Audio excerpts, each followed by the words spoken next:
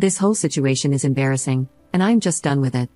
I've been with my husband for 5 years now, married for 3.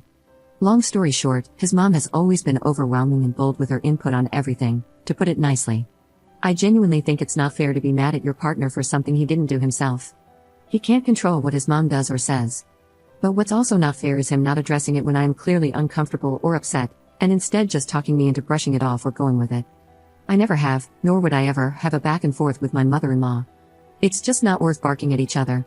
I always brush it off if it's a snarky comment, or if it's a better way to do something in her opinion. I'll just tell her thanks for the suggestion, but we are fine. It's actually true, the saying when you marry someone, you marry their family. I think the way to handle it is that each spouse should keep his side of the family in line, for lack of a better way to say it. I deal with my parents and their shenanigans, and I expected him to do the same. But he never did. Instead, he always asks me to give her some grace. Well, it's hard when that person is insulting you. For a while now, she has been making comments about how my son doesn't look like my husband when he was a toddler, basically accusing me of sleeping around. This, rightfully so, upset me. Sorry, my genes are strong? What am I supposed to tell you? I was short with my husband because he didn't address how out of pocket and disrespectful this whole thing is. It has been a week since my husband, well, soon-to-be ex-husband, told me that he would be doing a paternity DNA test, not because he thinks our son isn't his, but to shut his mom up. Yes, exactly what you read. I don't know which is worse, him accusing me of cheating or this, but all I know is that this is audacious. I didn't cheat, and I am not concerned one bit about the test results. I wasn't going to stop him from taking a DNA test or whatever, but I just know I don't want to deal with this any longer. I'm looking for an apartment, and I talked to a lawyer the day after he brought up the DNA test. We'll be getting the results in 2 days. I almost can't wait. He will also be getting divorce papers with those results, which I know for a fact he won't see it coming. I tried my best to make this whole thing work and to manage my relationship with my mother-in-law as gracefully as possible. But thinking about it, it's not just my mother-in-law that's the problem, how he is handling things is also a problem. And as a side note, I have never been more glad that I didn't leave my job when I got married. He makes more than enough to take care of the financial side of things. I thought I would get bored, but I only have to be on site 2 days per week. Also, I really love my job and the company, so I didn't leave. I know that divorce can be hard on kids, but I also experienced the other side. Living with 2 parents who hated each other and fought almost all the time is as hard, maybe even harder. They thought that staying together would be good for me and my siblings, but newsflash, it wasn't. It was traumatizing, to say the least. I don't want my son to live like that because, I'll tell you one thing, I just can't stand my husband anymore.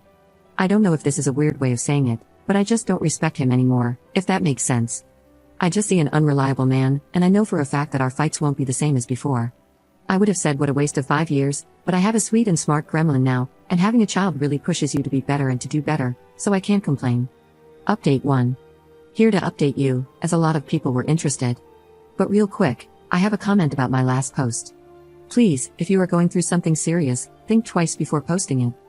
Obviously, I was expecting people to tell me I'm overreacting, but seeing people leave comments like, "You're a disgusting piece of crap, and I hope he takes your child from you in the divorce so you realize what kind of monster you are," was unnerving. As for the update, the day he was supposed to receive the results, I called my father-in-law and invited them to come over that evening. My husband was working when he got the results. He sent them to me and told me he would talk to his mother to finally put this to rest.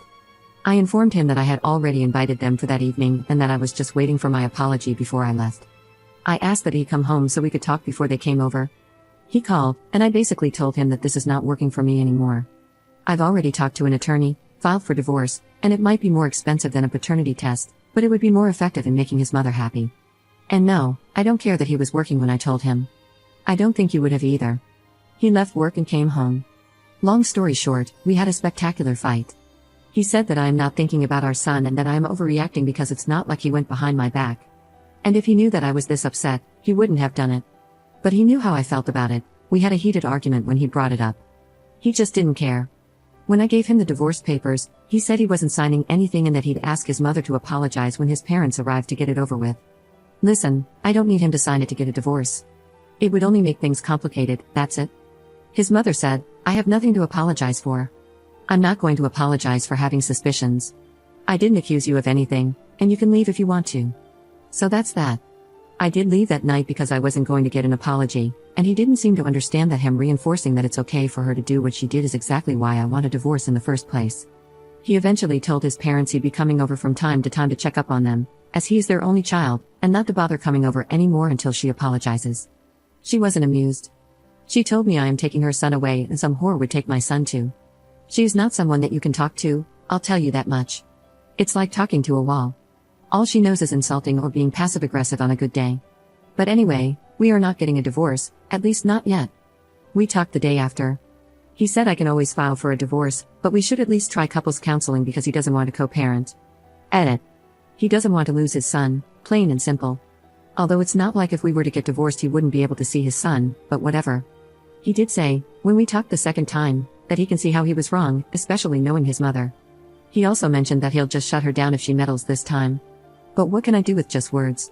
I hope he can learn a thing or two about how to deal with his mother in counseling because she is truly overwhelming. If counseling helps him understand that a couple means two people, not three, and that our marriage is a bit crowded right now, that's enough for me. People saying that I am overreacting in my last post made me ask myself, do I actually want a divorce, or am I just mad? I wanted the divorce at the time, it seemed like the only solution. But if counseling helps us, I can try to work things out. I hope this is a good decision. If not, I am not stuck. I'll take my son and leave. I have a friend who got divorced in 20 days, an uncontested divorce. When you are on the same page regarding how things would be divided, including custody, it's a matter of how long the court takes to review and finalize the divorce, and you'll be done. That was my plan. Nonetheless, I'm the one working from home, and my son is still so young. It's totally up to him. If he wants to see his son every day when he gets off work, or if he wants to see his son just a couple of times per week. Because I am not tolerating this anymore. Also, someone asked, I'm curious why they asked for the test and why you're so against it? I don't want to assume there were some troubles in the past, but I feel like there's a lot of let up and information left out here. At this point, I've shared so much that these aren't too many details, I guess. I am not religious, and I also dated women at a certain time. She doesn't like that and thinks that me not being religious or not being straight means I have no values or something. She hates that her son married a non-religious person. He is a believer, but he's a non-practicing believer. Either way, his religion or my lack of belief doesn't cause us any problems in our day-to-day life. I hope this clarifies things for you. Oh, and one last thing. People in my last post were debating if paternity tests should be mandatory or not. I thought that from what I wrote, it was clear I didn't cheat and I have nothing against the paternity test itself. It should be obvious to everyone that it's not fair for the child nor the man to be tricked into living a lie. If he was the one who had suspicions, that's a big deal. We would have talked about why he thinks that, taken the paternity test for his peace of mind, and made sure we can trust each other, then moved on, all without anyone interfering, let alone requesting the paternity test.